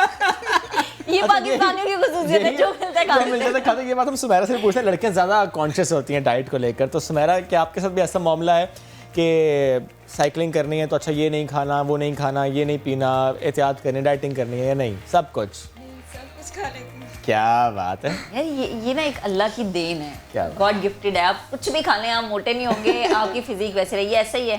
میں کہتی ہیں, مجھے ٹریننگ پر گرلس کہتی ہے کہ میرا تھوڑی ڈائٹ کیا کرو, یہ آئلی چیز وغیرہ نہیں کھایا کرو, اچھی چیزیں کھایا کرو. میں کہتی ہوں کچھ بھی نہیں, تو ٹریننگ مجھے موٹا ہونے دے گی تو میں کچھ کھاؤں. اچھا آصف صاحب, آپ بتائے گا کتنی دیر میں سمیرا کی ٹریننگ ہوئی, کتنی دیر میں انہوں نے سیکھا؟ تھوڑی نالائق اسٹوڈنٹ تھی یا ہوتے ہیں لائک والے اسٹوڈنٹس, وہ رہی ہیں آپ کی؟ اس کے بارے میں تو کہہ نہیں سکتا ہوں, تو ابھی تو میڈیا سب سن رہے ہیں. تو جب میں اس کو پہلا دن جب لے کے گیا تو گیا تھا, جو میں اپنے ملک پیس کی جو گلی سے نکل گیا روڈ میں, تو اپنے لیاری سے جب نکل گیا تو دیکھتا ہوں میں سامنے, تو پہلے تو دن میں ایک بندے کو تو اس نے تو ٹوک دیا, تو گلی سے بھی نکلتے ہوئے ایک کو مار دیا. پھر اس کو آگے میں نکل گیا, دیکھتا ہوں کوئی بس کی آواز سن رہے تو ادھر بیچ میں روڈ کے بیچ میں گر رہے, سو رہے. تو میں نے کہا اس کو یار اس کو دور تو نہیں لے کے جا سکتا ہوں, اس کو میں یہی گلی سے ٹرن کر کے واپس, پہلے دن تو اس کو میں نے وہی آدھے راستے سے موڑ کے لے کے آیا, میں نے گھر تک اس کو پہنچا دیا. میں نے بولا تو جا بھی گھر پہ سو جا, صبح فجر کے ٹائم کوئی گاڑی واڑی موٹر نہیں تھا, تو میں نے اس کو سکون, میں نے کہا آرام سے جلتا ہوں. تو دوسرے دن اس کو پھر اس کو میں شوق رہا, تو اس کو اس نے کہا میں آؤں گا. میں اس نے تو اپنے بھائی کا سائیکل لیا 20 نمبر کا, چھوٹی سائیکل.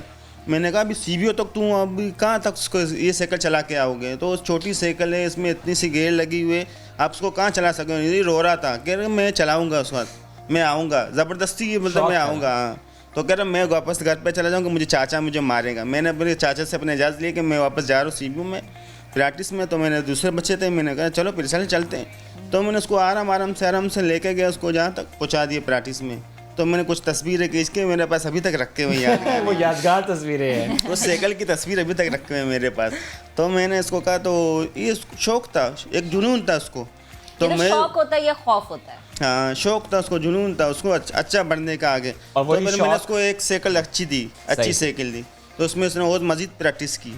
جو میرے سے پہلے بچے تھے ان سے اور اچھا ہو گیا. تو میں نے ریسوں میں نے اس کو اور اچھی سائیکل لا کے دی.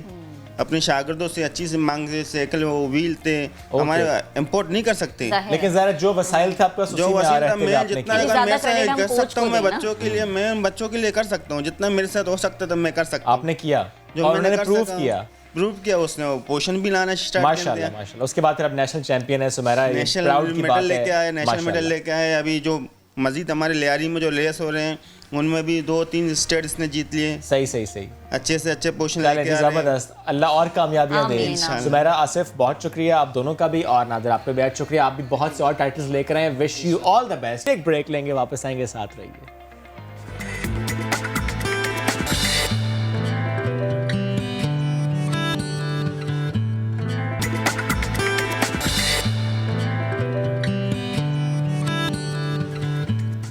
Welcome back. عدالتی کارروائی سے متعلق خبر. نواز شریف کی پاکستان میں تمام جائیدادیں قرق کر دی گئی. تفتیشی آفیسر نے لاہور کے احتساب عدالت کو بتا دیا. مزید بات کریں گے اپنے نمائندے شاہد حسین نے ہمیں جوائن کیا. شاہد, تمام جائیدادوں کا مطلب یعنی رہائش گاہیں بھی شامل ہیں, کیا ڈیٹیلز ہیں مزید؟ جی, جو میاں نواز شریف ہے ان کے اوپر جو پلاٹ الاٹمنٹ ریفرنس ہے جس میں وہ شریک ملزم ہے, اس میں نواز شریف کو بار بار طلب کیا گیا تھا لیکن وہ پیش نہیں ہوئے, جس کے بعد انہیں اشتہاری قرار دے دیا گیا اور ساتھ ہی ساتھ جائیداد قرقی کا مرحلہ بھی شروع ہو گیا تھا. آج رپورٹ پیش کی گئی ہے کہ ان کی جو پاکستان میں جتنی بھی جائیداد ہیں ان کو قرق کر لیا گیا ہے. اور نیب کی رپورٹ کے مطابق نواز شریف کی 1679 کنال جو ہے وہ زرعی اراضی ہے شیخوپورہ اور لاہور میں. ساتھ ہی ساتھ 2 زرعی ٹریکٹر اور 2 لگژری گاڑیاں بھی ہیں ان کے نام پر, اور 4 کمپنیوں میں ان کے شیئرز ہیں جس میں محمد بخش ٹیکسٹائل ہے, حدیبیہ پیپر ملز ہے, حدیبیہ انجینئرنگ کمپنی ہے اور اتفاق ٹیکسٹائل مل ہے. جی ٹھیک ہے شاہد, بہت شکریہ آپ کا. آگے بڑھتے ہیں, ایک اہم اور گھمبیر مسئلے کی بات کرتے ہیں یا ایک سوچ کی بات کر لیتے ہیں. ہم اکثر ایک کہاوت سنتے ہیں کہ شادی زندگی میں صرف ایک بار ہوتی ہے, دوسری شادی ہمیشہ خاموش اور چند گنے چنے افراد کی موجودگی میں ہوتی ہے. اور جب بھی دوسری شادی کی بات آتی ہے تو طلاق یافتہ عورت یا بیوہ کے لیے دوسرا ساتھی ملنا بہت زیادہ مشکل ہو جاتا ہے. اس کے علاوہ معاشرے کے دباؤ کا بھی سامنا کرنا پڑتا ہے. معاشرے کی باتوں کو سوچ کر تو کئی طلاق یافتہ خواتین دوسری شادی کے نام سے ہی دور بھاگ جاتی ہیں. آخر ایسا کیوں ہے؟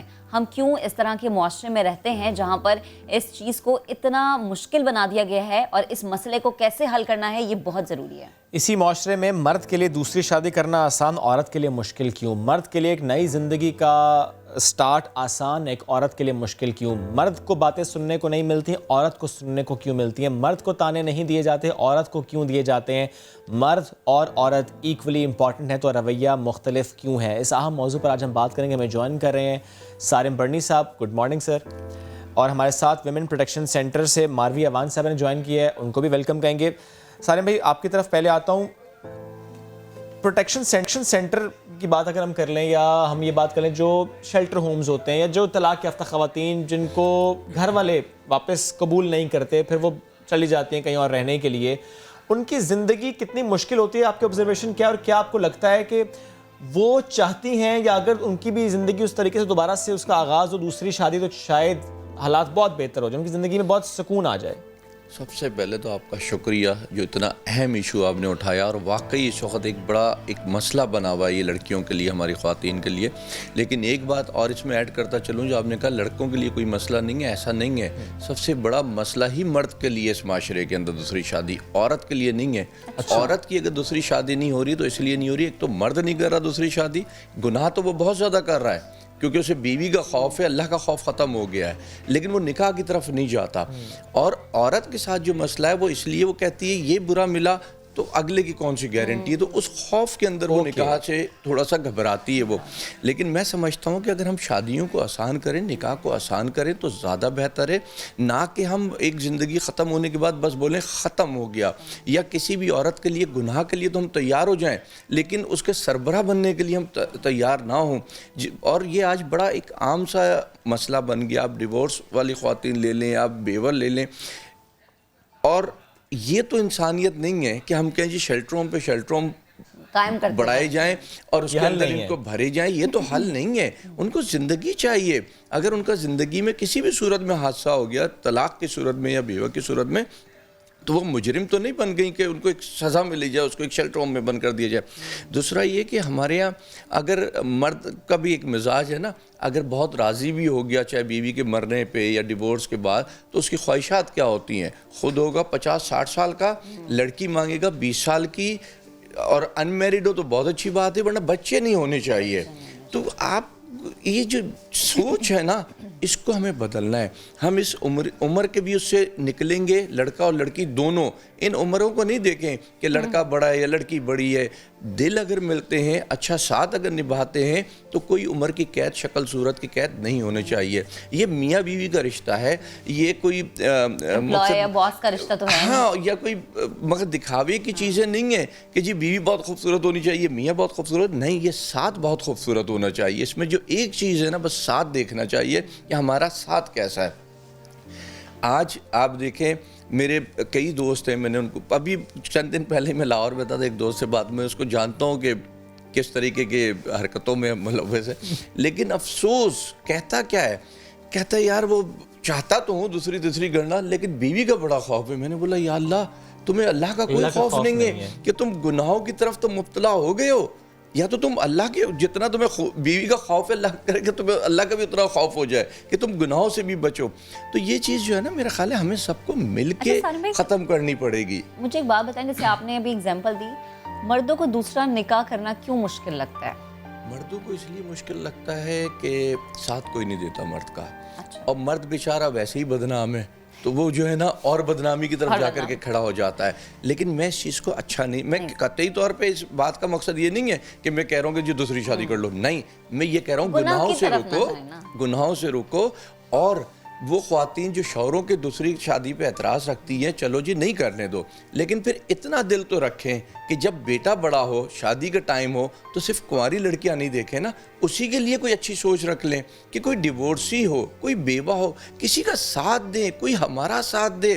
آپ جب لائیں گی اتنی پڑھی لکھی اور حسینہ, تو پھر آپ کیا امید رکھیں گے, پھر وہ آپ کو کیا کوئی لفٹ کرائے گی؟ کمپیٹیبلٹی کا جو فیکٹر ہے اس کو بالکل, کسی مجبور کو اگر آپ لے کر کے آتے ہیں, سہارا دیتے ہیں نا, تو اس کو ایک وہ سہارا بنتا ہے, پھر وہ سہارا بنتا ہے. سارے بھائی آپ نے ایک بات کی کہ خواتین کے لیے تھوڑا آسان ہے, مردوں کے لیے مشکل ہے, تو کیا واقعی خواتین کے لیے دوسرا نکاح کرنا, طلاق لے لینا, یا بیوہ ہے ان کے لیے دوسرا نکاح کرنا اس معاشرے میں آسان ہے؟ دیکھیں نارملی عورت طلاق سے بھی بچتی ہے, اور بیوہ ہونے سے بھی بچتی ہے. اس کی خواہش یہی ہوتی ہے کہ سربراہ ساتھ, ہاں, مقصد میرا جنازہ جو ہے میرا شوہر اٹھائے, میرے بچے اٹھائیں, لیکن اپنی خواہش پہ تو زندگی نہیں گزرتی, حالات کچھ ایسے ہو جاتے ہیں. لیکن اس کے بعد جو مسئلہ آتا ہے, عورت تو پھر تیار ہو جاتی ہے, وہ دیکھ رہی ہوتی ہے کہ آج بھائی بہن جس طرح دھتکار رہے ہیں, آج ماں باپ جس طرح دھتکار رہے ہیں. یہ ایک بڑا مسئلہ ہو گیا ہے کہ ہم یہ سمجھتے ہیں بس بہن کی بیٹی کی شادی کر دی, کہانی ختم, اب یہ واپسی نہیں آئے گی. اس نے بڑے معاملات خراب کر دیے ہیں. ذہنی مریض ہو رہی ہیں ہماری خواتین بری طریقے سے, اور جب وہ ذہنی مریض ہوتی ہیں, کوئی حرکتیں کرتی ہیں, تو گھر والے جو ہے نا بس اس کو اور اتنی بری طرح ٹریٹ کرتے ہیں, یا گھر میں بند کرنا شروع کر دیتے ہیں. اور ایسے کئی واقعات رپورٹ ہوئے ہیں, اتنے زیادہ واقعات ہو رہے ہیں. میں اس فیلڈ سے بیٹھا ہوں, میں اپنے لوگوں کو یہ سمجھاتا ہوں, اس لیے میں نے آپ کو کہا آپ کا سب سے پہلے شکریہ ادا کروں کہ آپ ایک اتنا اچھا موضوع لے کر کے آئے. یہ ایک بہت بڑا ناسور بن رہا ہے اس وقت معاشرے کا, اور اسی لیے سارے بھائی ہم آج گفتگو کر رہے ہیں. سوری آپ کی بات کاٹی, اسی لیے آج ہم اس پہ گفتگو کر رہے ہیں تاکہ ہم اپنی سوچ کو بدل سکیں. ماروی, آپ کی طرف آنے سے پہلے ہمیں چھوٹی سی ایک بریک لینی ہے, پھر ہم آپ کی طرف آئیں گے. تو آپ سے جانیں گے کہ جو شادی کے لیے رضامند ہو جاتی ہے, اسے کس قسم کے رویوں کا سامنا کرنا پڑتا ہے, اور اسے ٹیکل کیسے کیا جا سکتا ہے. کریں گے گفتگو بریک کے بعد. اسٹے ود اس.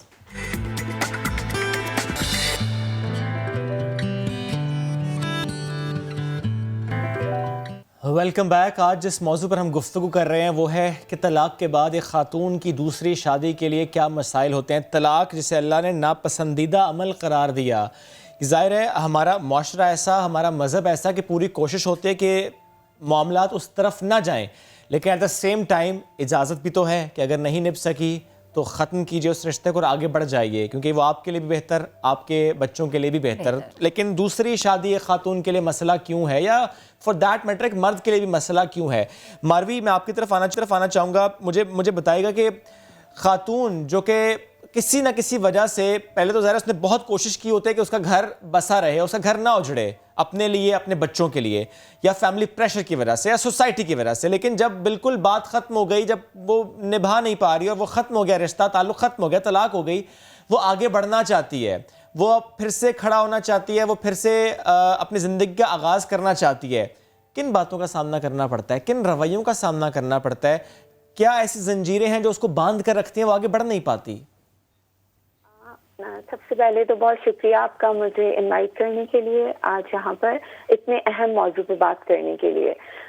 جب ہم وومن پروٹیکشن سینٹر کا بھی آپ نے ذکر کیا تھا, اگر ہم یہاں پہ جیسے اس طرح کی نوعیت کے کیسز ریسیو کر رہے ہوتے ہیں تو خصوصاً عورتیں اسی ڈر سے آ رہی ہوتی ہیں کہ جی ہمارے یا تو گھر سے نکال دیتے ہیں ہمیں، یا مجھے صحیح خرچہ نہیں دے رہے ہیں، یا مجھے مار پیٹ میرے ساتھ ہو رہی ہے. تو عورت کو ہم نے دیکھا ہے کہ وہ ہمیشہ چاہتی ہے کہ میرا گھر بنا رہے. آپ اس مسئلے کو حل کروا دیجئے کہ جی خرچہ مل جائے، عزت مل جائے، گھر کا ماحول ٹھیک ہو جائے، اس میں پیس آ جائے، لیکن میرا گھر بنا رہے. تو جب کاؤنسلنگ کرنے کے لیے دوسرے جو ہے اسپاؤس کو بلایا جاتا ہے تو میل کی طرف سے اکثر بہت دکھ ہوتا ہے. اس بات کو مجھے کرتے ہوئے بھی بہت دکھ ہو رہا ہے کہ اپنی جیب میں طلاق نامے رکھ کر لے آتے ہیں اور کہتے ہیں کہ جی ہمیں تو ان کے ساتھ رہنا ہی نہیں ہے. بہت ہی چھوٹی چھوٹی باتوں پر جو طلاق کی دھمکی ہے یہ بہت زیادہ گھر کا ماحول بھی خراب کر دیتی ہے. شاید اس کو عورت کو ڈرانے کے لیے استعمال کیا جاتا ہے، لیکن اس طرح محبت پہ بھی اثر پڑتا ہے، گھر کے ماحول پہ بھی اثر پڑتا ہے، بچوں کی ذہنی بالکل ماروی، یہ معاملات اپنی جگہ، ماروی یہ معاملات اپنی جگہ، لیکن جب ہم دیکھتے ہیں کہ یہ معاملہ ہو گیا، وہ رشتہ ختم ہو گیا، وہ تعلق ٹوٹ گیا، گھر اجڑ گیا، خاتون پھر بھی آگے بڑھنا چاہتی ہے، وہ آگے نکلنا چاہتی ہے، زندگی کا پھر سے آغاز کرنا چاہتی ہے، پھر جو رکاوٹوں کا سامنا اسے کرنا پڑتا ہے. کیا ہماری سوسائٹی میں ہم دیکھتے ہیں کہ وہ رکاوٹیں اب بھی ویسی ہیں جیسے ایک دہائی پہلے تھی، یا کچھ بہتری آئی ہے، کچھ سوچ میں تبدیلی آئی ہے؟ لوگوں کی سوچ اب بھی ویسی ہے.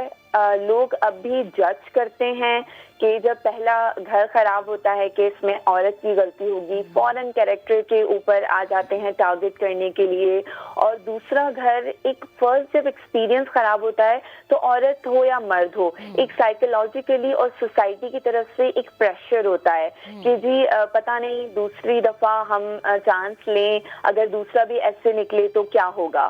اور ہماری سوسائٹی موٹیویٹ نہیں کرتی. اور ایون جب دوسرے ریلیشن میں آ بھی جاتے ہیں، مرد ہو یا عورت، وہ سارا ٹائم یہی سنتے رہتے ہیں اپنے اسپاؤس سے، ان کی فیملی سے اور معاشرے سے کہ جی پہلے گھر آپ کا خراب ہو گیا تو آپ تو اب قابل ہی نہیں ہے نا کہ آپ دوسری بار گھر بسا سکیں. تو سوسائٹی بہت زیادہ پریشر کرتی ہے، جج کرتی ہے. اور اگر بچے بھی ساتھ ہوتے ہیں تو ان بچوں کی زندگی کا بھی، جو بھی ہو مرد ہو یا عورت، ہم نے دونوں کو دیکھا ہے کہ وہ بڑا کنسرن ہوتے ہیں کہ جو ہمارا نیو لائف پارٹنر ہوگا وہ ہمارے بچوں کو ایکسپٹ کرے گا یا نہیں کرے گا. بالکل ماروی، میں آپ سے یہی بات پوچھنے والی تھی کہ آپ کے پاس کیا ایسی بھی خواتین آتی ہیں یا ایسے بھی کچھ کیسز یا چیزیں سامنے آتی جس میں مردوں کی یہ شرائط ہوتی ہے کہ اچھا اگر ہم ایک خاتون سے دوسری شادی کر رہے ہیں یا اسے اپنا رہے ہیں تو اس کے بچے نہیں ہم اپنائیں گے، اس کے بچے ہم رکھنے پہ راضی نہیں، ہم صرف خاتون سے نکاح کر رہے ہیں تو اس کا مطلب خاتون ہماری ذمہ داری ہے، وہ بچے ہماری ذمہ داری نہیں ہے. ایسا بھی کچھ ہوتا ہے؟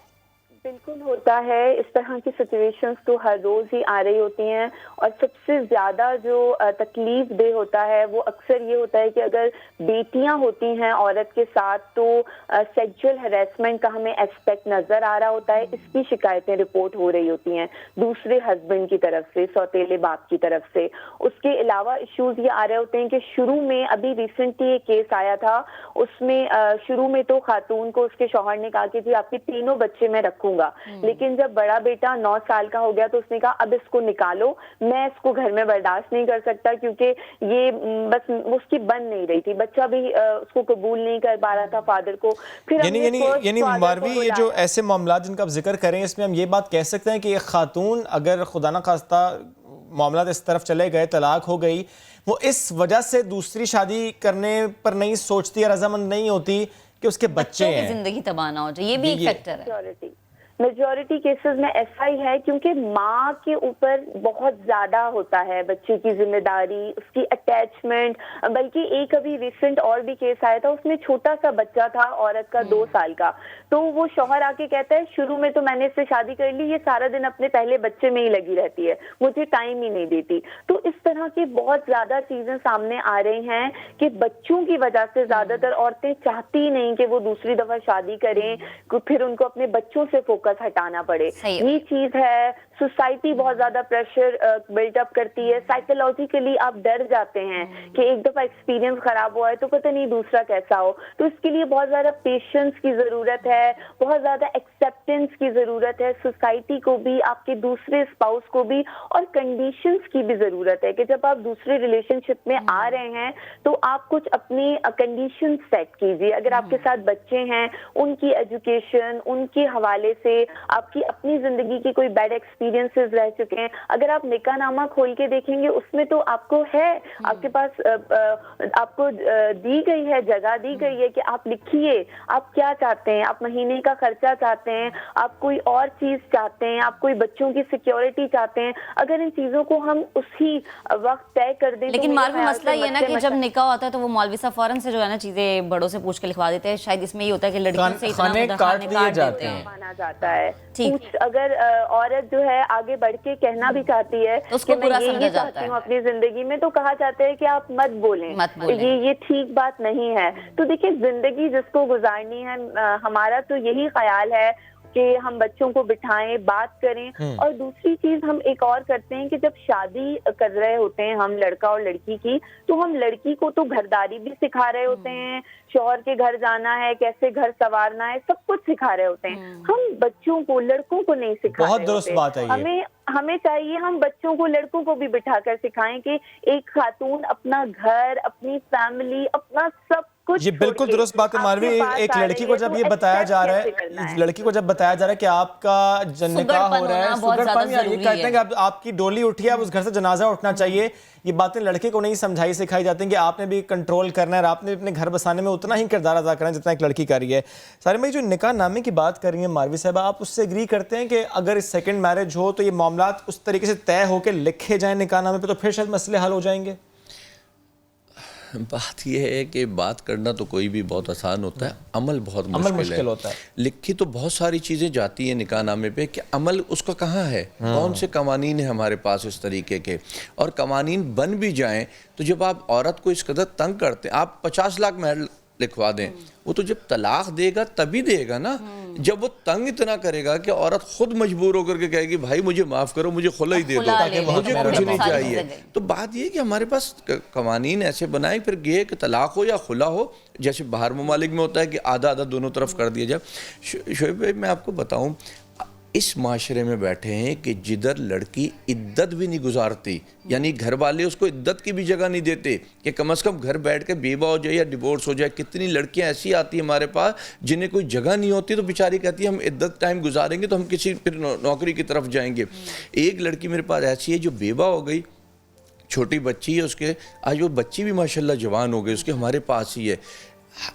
ماشاءاللہ تو ہم کہہ رہے, لیکن یہ زندگی تھوڑی ہے. وہ بہن کیا گئی تو بہنوئی سے محفوظ نہیں رہ پا رہی تھی, وہ گھر چھوڑ کے آئی تو اس کا کسی پہ اعتبار ہی نہیں رہا. پھر شادی کے لیے اگر بات کریں تو سب کو تکلیف یہ ہوتی ہے کہ اس کے ساتھ تو بچی ہے, جوان بچی, یہ بڑے معاملات ہیں. ایک مسئلہ, وہ خود بیچاری جوان تھی جب اس کی زندگی برباد. ایسے میں ہم ایک جملے میں یہ کہہ سکتے ہیں سوسائٹی کا رول ہے اور سوچ بدلنی ہے. بہت شکریہ سالم بھائی ساتھ موجود ہیں. مولوی آپ کا بھی شکریہ کوشش موضوع پر گفتگو کرنے کی. آگے چل کر پھر کسی دن اس پر ضرور گفتگو کریں گے کیونکہ یہ ٹاپک ایسا ہے کہ اور بات کرنی ضروری ہے. وقت ہو گیا ختم, آپ سے ملاقات کریں کل. اپنا بہت سا خیال رکھیے. اللہ حافظ.